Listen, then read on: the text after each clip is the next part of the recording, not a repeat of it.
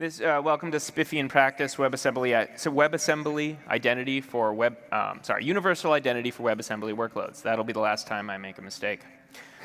My name's Colin Murphy. I'm a senior Rust engineer at Adobe. I'm Joonas. Joonas Bergius. I'm a senior software engineer at Cosmonic. And we're both wasmCloud maintainers. All right, so I'm going to take you back to a really pleasant time for all of us, March 2020. And this is the origin story of my interest both in server-side WebAssembly and my appreciation for SPIFFE. At the time, I was the manager for Adobe Document Cloud's infrastructure for services. And my number one priority at the time was Adobe Sign for GovCloud. We had dozens of microservices. Probably many of you are familiar with this kind of story. Dozens of microservices. They were HIPAA, SOC 2, PCI, you name it, compliant, but FedRAMP is a very different ballgame. We'd been using Istio. I'm always trying to use things that don't work yet. So I was using Istio 1.0 in 2018. I'd been using it for a while. We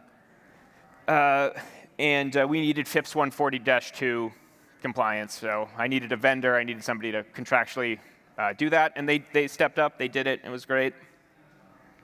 But there was a problem, and that's we didn't have Adobe's identity management system. That couldn't go to FedRAMP with us to our government cloud.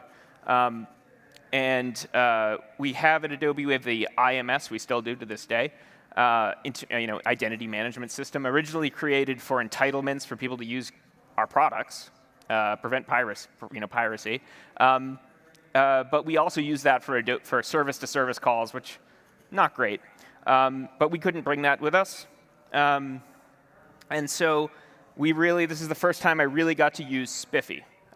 Solo.io had this agent, this little RPM I could install on our non-containerized workloads, and everything just got integrated in really nicely with the stack. So I was really happy. So everything was going really well. Look at all of our containers. Everybody's moving in the same direction. Everything's going according to plan. And then, right, yes. So received some very bad news. FedRAMP in March of 2021 will require security scans for CVEs, right? Critical vulnerability. I can't say it. CVEs. Does anybody know what that is? Critical vulnerabilities and exceptions. Vulnerabilities, usually in system libraries, RPM packages, that sorts of thing. They're going to require that just as we go live. So we have to do it now before we go into our quiet period. And all of a sudden, that's really everyone's full-time job. We have somewhere around 100 different Docker images. That's probably pretty typical for most people now. I haven't been in the Kubernetes space really for 4 years, but between our applications and the various parts of Kubernetes. And we do scans. We use JFrog, Artifactory. We have well over 1,000, maybe 2,000 vulnerabilities in our images because nobody, at least at that point, I saw the previous talk, this was no longer true, but had really thought to scan for CVEs in Docker images. And this really just became our full-time job. We shift priorities, Tiger teams, tracking and remediation of CVEs, something that we're constantly updating dashboards for our government sponsor, trying to just make sure that we can get a number low enough.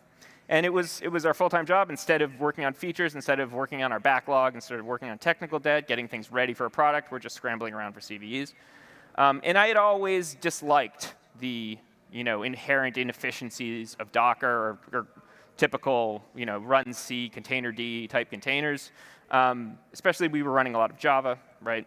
But now I really become convinced there has to be a better way.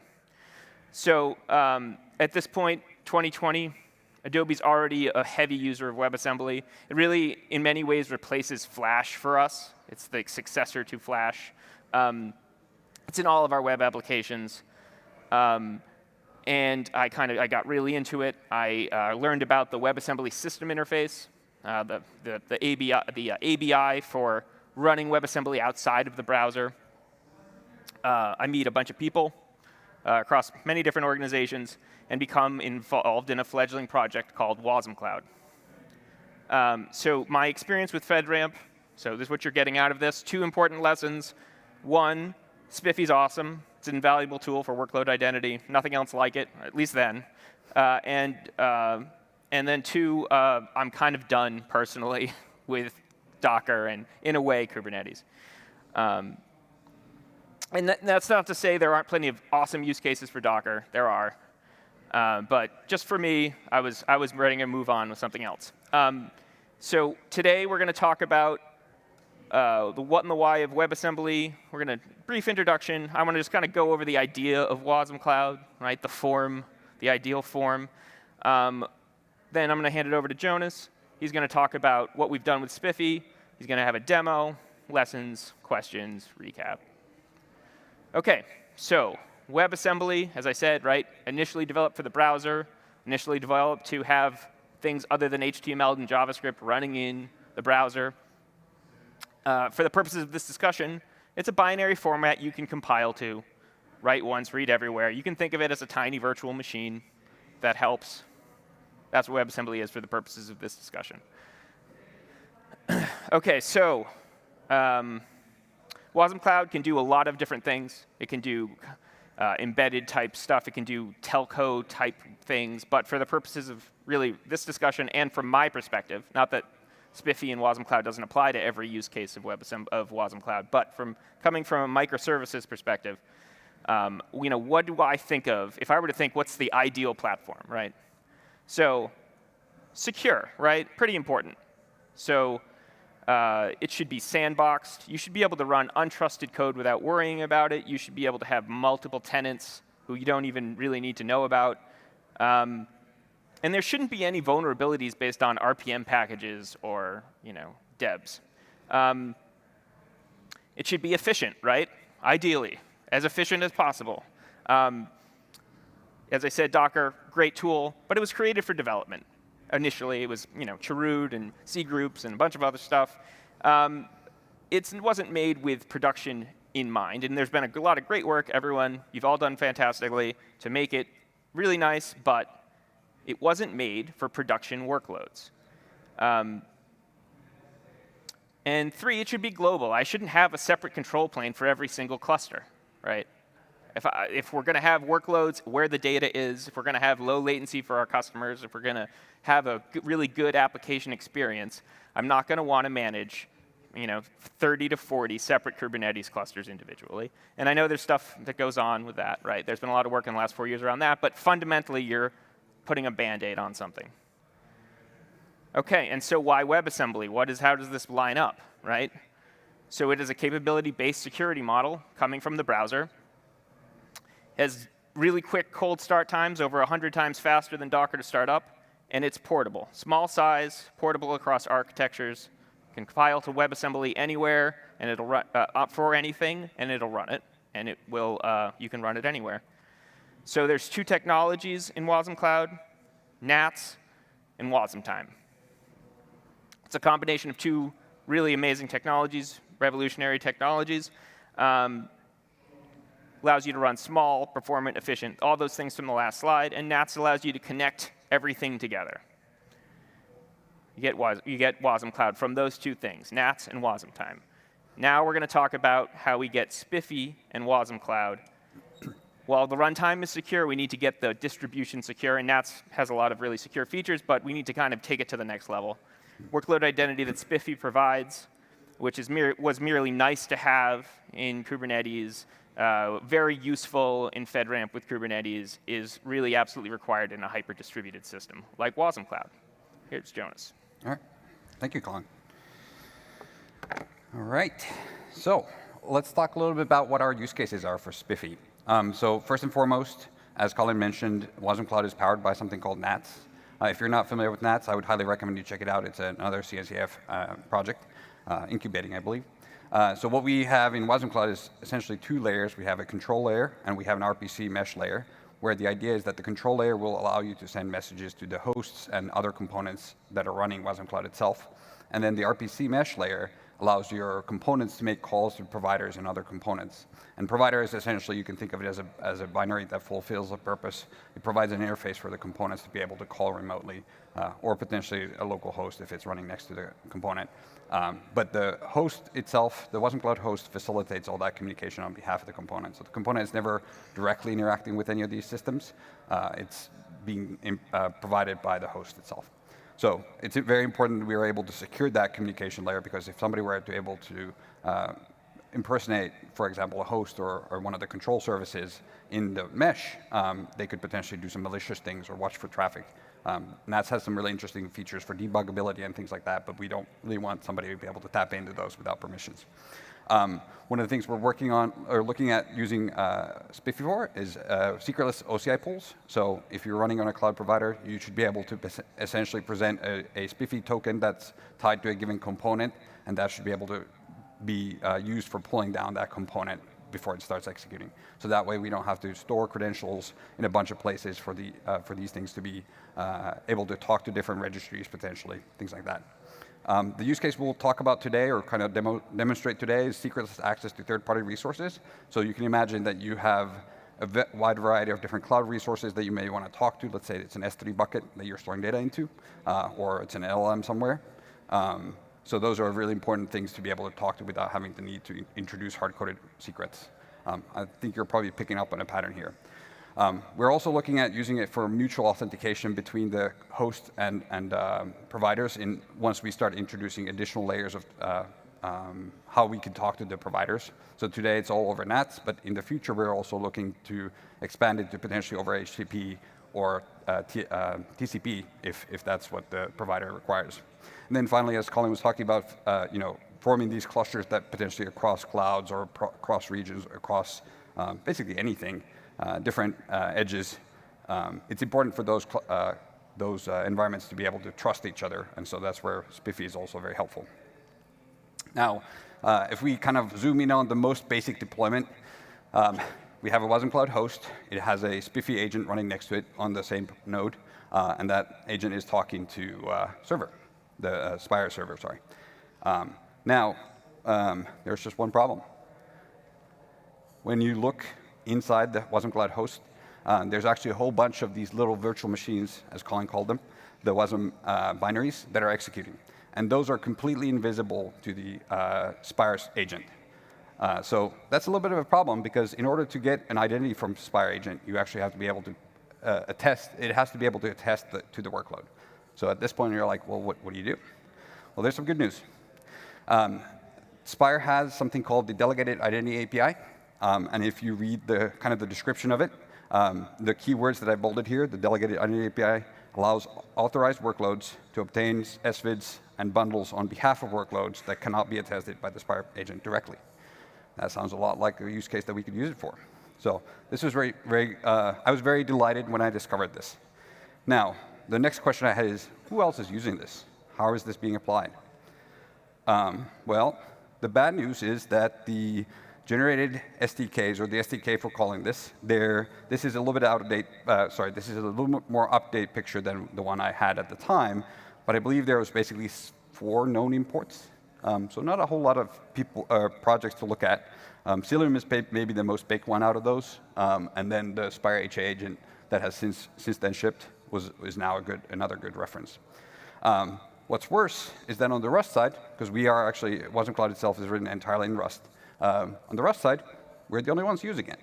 So this was a fun time learning about the things, the way that the SDK for this actually works, because there was nothing to look at. But the good news is that it looks very similar to what the actual standard SPIFFE SDK looks like. It's very well done, so there's not a whole lot of learning. It's just that some things may not be tested very well because there's nobody else using it. So at this point, I was like sweating a little bit. Though good news on this front, there's this proposal in the SPIFFE issue tracker that I've been following along, where they're talking about potentially introducing this as an official way an official API into SPIFFE itself for this. Because the thing I didn't mention, the delegated identity API is actually not part of SPIFFE, the spec, but rather it's an API that's added on top through the Spire project. And it's a really valuable API, so I'm really glad that this work is starting to happen. And they've kind of gone back and forth on exactly how this should be done. But it's suffice to say that hopefully we'll see something actually standardized as part of SPIFFE as we move forward here. Now, so we have a booth here at KubeCon, both a wasmCloud project booth in the project pavilion and also a Cosmonic booth in the vendor village. So we have this wasm-pay demo that we're showing. It's kind of essentially just demonstrating what you can do with WebAssembly as a whole. So what I'm going to do for the purpose of this talk is actually zoom in on this specific set of things here. Because we don't care for what happens after the API gateway for the purposes of this talk, so we'll just focus on that bit. And to zoom in on that a little bit more, what I'll be demonstrating to you is essentially this flow, where I have a locally running installation of wasmCloud, as well as the application deployed onto it. I'll make 2 API calls, one API call to fetch an SVID from within the component calling out to the host that it's running on, which then is going to call the Spire agent on the backside. And then what we're going to do with that SVID, when we get it back, hopefully get it back, is to make an HTTP call out to AWS STS, get back a secure credential, temporary credential, and then we will use that. So we'll exchange the SVID for a STS-provided secure credential, and then we'll use that credential to talk to Bedrock. All right, let's see if this works. Wi-Fi. Wi-Fi, hopefully. All right. So I've cheated a little bit. I made my life a little bit easier. For the purpose of this talk, I have created both I guess you can't see my editor. That's all right. Nope, not the tab I wanted. All right, so let's start. I'll just show you that this is real. Oh my, make token KubeCon. All right, so I have a command. What this is now doing is it's calling out to the local host wasmCloud application, the API gateway application, and it's sending an audience saying, please mint me an SVID that is for the audience of KubeCon UK 2025 SPIFFE in practice API gateway, right? And it returned this payload. Let's see if we can take this payload. I should move this over. Actually, I'm going to move a new browser tab over. And then I'm going to go to JWT-MS, because this is a little easier. We'll plop this. I should have made my cursor bigger, huh? Where is my cursor? All right, here we go. So if we plop this JWT that was returned, what you'll see is the audience that we were asking for, and then we'll see the subject of wasmCloud dev SPIFFE, wasmCloud dev SPIFFE in practice / API gateway. So this is telling us that we're getting back a real SVID that is addressed to this imaginary KubeCon.uk website. Now, what I also have is a pre-baked command for curling for a different token, and this time it's a token that's intended for the AWS STS service. And so what I'll do is I will set this up as an environment variable, and then I will make a request to Bedrock. So request print. I apologize, I had to make these ahead of time because I will typo all day, and I don't think you want to see me fumbling on that. So what we're going to do now is we're going to take that SVID from the environment variable. We will send it to AWS STS, and then once we get a response back from AWS STS, we'll send it to Bedrock. And what Bedrock gave back to us, what we asked Bedrock to give us back is a poem about workload identity and SPIFFE. So this is Bedrock, their AWS's LLM service, just making up a story about SPIFFE in production, which is great. Love it. All right, so that is the demo. I didn't have to even use any backups. Damn it. Thank you. So let's talk about. Oh, wrong one. Sorry. Oh. Let me do this. Is this all right? Cool. So we saw the demo. Great. So you might be wondering, what did we just do? So just to recap, we had a WebAssembly component that we were calling. And if you're interested in seeing the code, I'm happy to show you the code. It's just basically standard looking Go that we first called to acquire an SVID through the token endpoint. And then what we did with that SVID is we sent it back to that service on a different endpoint for the purpose of this demo. In a real world, you would obviously not make 2 calls, but bear with me. We took that SVID, we sent it back to the service, that the service then forwarded on to STS, and then the response it got back from STS, it fed back to AWS Bedrock Converse API, which made up a story about SPIFFE and Workload Identity, which is delightful. And then, so let's talk a little bit about what the lessons we've learned so far. And by no means are we ready to go to production with all of this. This is more of a proof of concept, but it, as you can see, it actually does work.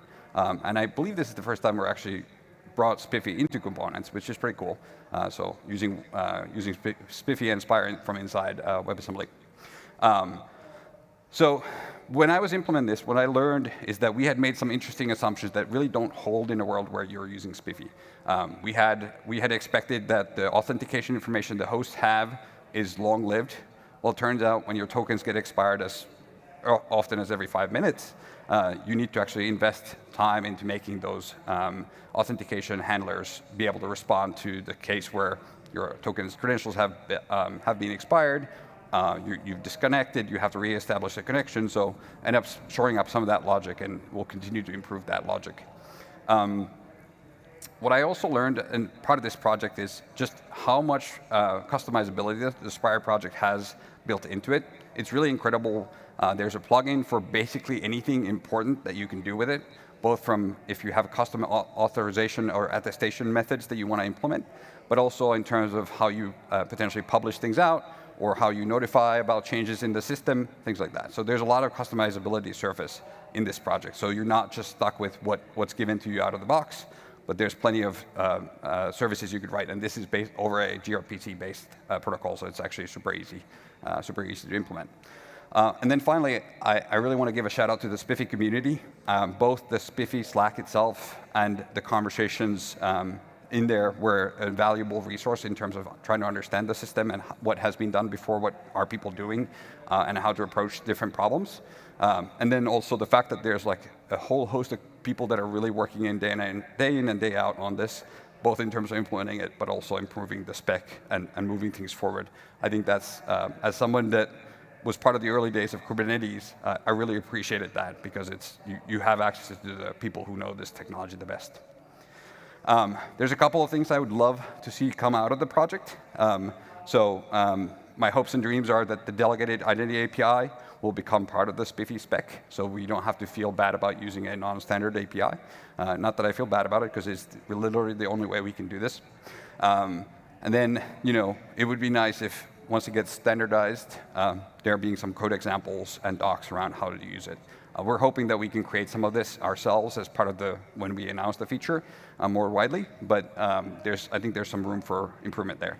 And then on a personal level, right now I can't build, our host gets built for Windows and a bunch of other environments, and the Windows builds, we cannot use SPIFFE and Spire in Windows land because the Rust side of the world does not support the Windows. So I'm hoping to, probably after this conference, spend a little bit of time adding named pipe support into the Rust crate so that we can start using it on Windows and don't have to have optional build flags for that anymore. And then finally, just recapping things, I just want to emphasize SPIFFE is not just for VMs and containers. You can bring it to WebAssembly. You just have to kind of work through make it work for your host, essentially, but it's really easy to use once you get it there. In my opinion, one of the things I learned from this is that the technology choices you make really matter. I think that betting on SPIFFE is probably one of the better things we've done last year, but this coming year as well. SPIFFE it gives you so much in terms of what's available out of the box, and the fact that the team behind SPIFFE, or the community behind SPIFFE, are also continuing to push the standard forward. There's a new proposal from a WMSI, a working group called WMSI, that's adding workload identity tokens support, and that's being brought into SPIFFE as well, and SPIFFE being part of the conversation for that is really amazing. And then I think the last thing I'll say is I believe that workload identity matters more now than ever. We're getting all these AI agents and things like that running amok. So it's kind of important that those things have some kind of identity you can actually make decisions on. And I think workload identity is going to be a huge game changer for that, so to speak. So we started with universal identity here. I'll just recap. For us, it's the SPIFFE or SVIDs give us a secure passport for our WASM components as they try to talk out to the world around them. So I think that's really, really important. And then finally, just want to shout out that if you're interested in learning more, we have a couple of resources. We have a great Slack community as well. We have a very active GitHub, really good docs, and as I mentioned, we have a booth at the Project Pavilion in 6B, and then also a booth for Cosmonic where we have a bunch of the maintainers hanging out on S680, which is between S6 and S7, I believe, on this side.